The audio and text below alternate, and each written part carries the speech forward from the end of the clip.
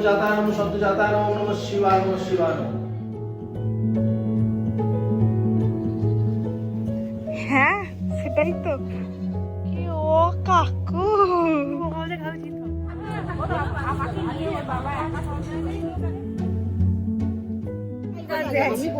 বকুল্লা পলাশ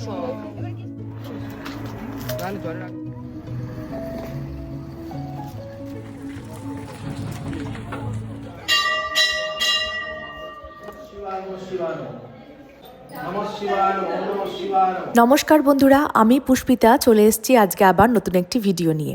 আজকে চলে এসেছি মহাশিবরাত্রির ভিডিও নিয়ে। ভিডিওটা শেষ অবধি দেখতে থাকুন, আশা করি আপনাদের ভীষণ ভালো লাগবে।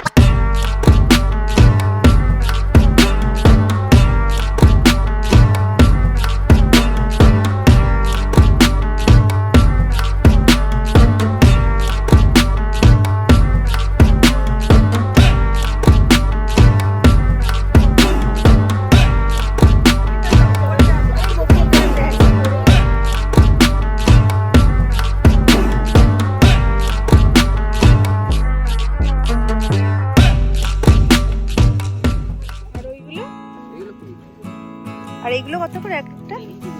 সবই এগুলো হলুদ সাদা যা সব জিনিস করে এক একটা।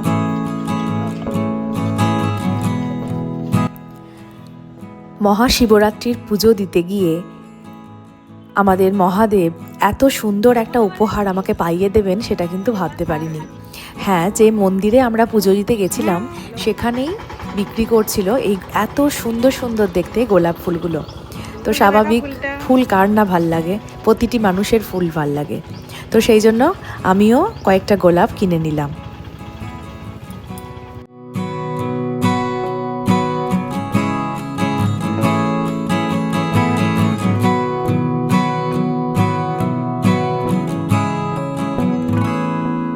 আর এদিকে গাছ ভর্তি পলাশ ফুল। প্রকৃতি যেন আমাদের মনে করিয়ে দিল দোল আর বেশি দেরি নেই, বসন্তের শুরু হয়ে গেছে। তাই লোভ সামলাতে পারলাম না, গাছের তলায় কিছু পলাশ ফুল পড়েছিল সেগুলো কুড়িয়ে বাড়িতে নিয়ে এলাম। আর বাড়িতে আনা মাত্রই সাথে সাথে একটা কাঁচের পাত্রে জল দিয়ে রেখে দিলাম। আর এই গোলাপ ফুলগুলোকে খুব সুন্দর করে যত্ন করে রাখলাম।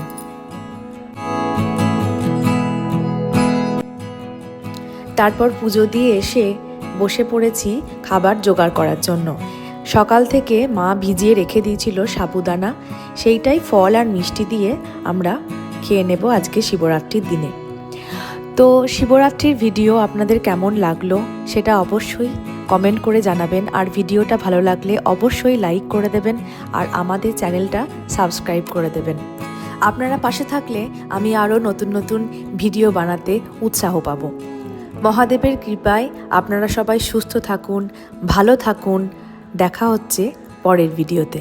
ধন্যবাদ।